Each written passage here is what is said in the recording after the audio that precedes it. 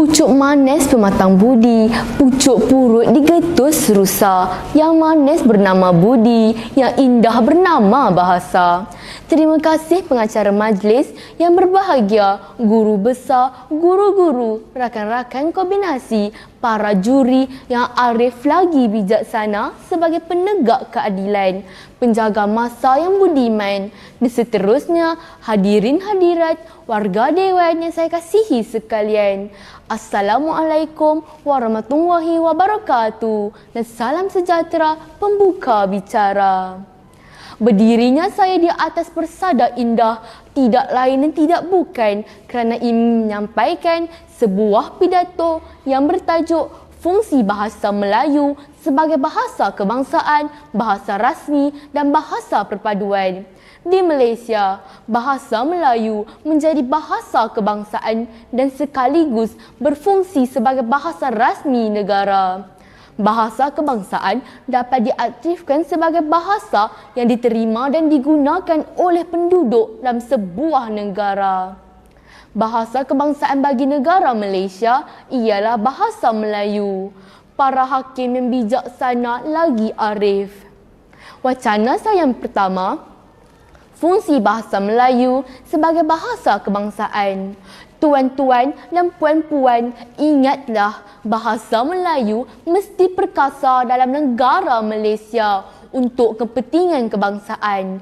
Semangat perjuangan menuntut kemerdekaan di tanah Melayu tercetus apabila jiwa rakyat telah timbul kesedaran untuk jadi bangsa berdaulat. Salah satu cara menjadi bangsa berdaulat ialah memerintah sendiri negara tanpa dikuasai atau ditunjuk oleh penjajah. Setelah kemerdekaan tercapai, Persekutuan Tanah Melayu memilih bahasa Melayu sebagai bahasa kebangsaan. Fungsi ini telah termaktub dalam bahagian 12A dan pelbagai 152 Fasal Kurungan 1 Perlembagaan Persekutuan Tanah Melayu yang menyebut bahawa bahasa kebangsaan ialah bahasa Melayu dan hendaklah ditulis dalam apa-apa tulisan sebagaimana yang diperuntuk dengan undang-undang oleh Parlimen. Maka terbuktilah bahawa bahasa Melayu merupakan lambang kebebasan dan kedaulatan negara daripada belenggu penjajahan. Bangsa yang bermaruah mempunyai bahasa kebangsaan sendiri, menggunakan bahasa sendiri dan bangsanya mempunyai identiti kebangsaan sendiri. Oleh itu, untuk memupuk sifat sayangkan bahasa kita, pelbagai kempen telah diadakan seperti Cintailah Bahasa Kita, Bahasa Jiwa Bangsa dan sebagainya. Wacana saya yang kedua, fungsi bahasa Melayu sebagai bahasa rasmi negara. Selain dipilih sebagai bahasa kebangsaan, bahasa Melayu sebagai bahasa rasmi negara. Maksud bahasa rasmi ialah bahasa utama yang digunakan dalam segala urusan pentadbiran dan urusan rasmi negara. Contohnya, bahasa Melayu digunakan dalam sistem pendidikan negara, urusan surat menyurat, mesyuarat dan pentadbiran negara.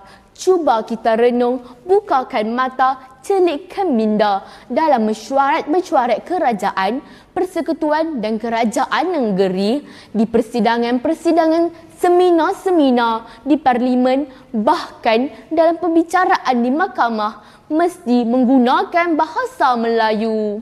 Hadirin yang dihormati sekalian, wacana saya yang ketiga, fungsi bahasa Melayu sebagai bahasa perpaduan rakyat Malaysia.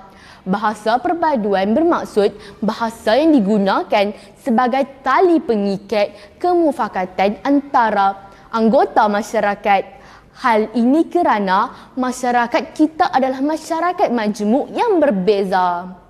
Kepercayaan, amalan, budaya, agama dan bahasa. Bahasa Melayu dapat memainkan peranan sebagai penyata kepelbagaian tersebut melalui penggunaan bersama atau satu bahasa untuk satu negara. Dengan itu, dapatlah kita melahirkan bangsa yang bersatu dan menganggap Malaysia sebagai negara milik bersama. Hadirin dan hadirat sekalian, oleh sebab itu, segala fungsi bahasa Melayu, iaitu sebagai bahasa kebangsaan, bahasa rasmi dan bahasa perpaduan, perlu terus didaulatkan agar keperkasaan bahasa Melayu kekal dan dikagumi. Sebelum saya mengundur diri, saya menyusun 10 jari. Memohon maaf sekiranya ada terkasar bahasa, tersalah kata atau tersilap bicara. Saya mengakhiri pidato saya ini dengan serangkap pantun. Alang-alang menyeluk pekasam, biar sampai ke pengkalengan. Alang-alang bahasa dijulang, biar kekal sepanjang zaman. Sekian, wabillahi taufiq wa hidayah. Wassalamualaikum warahmatullahi wabarakatuh.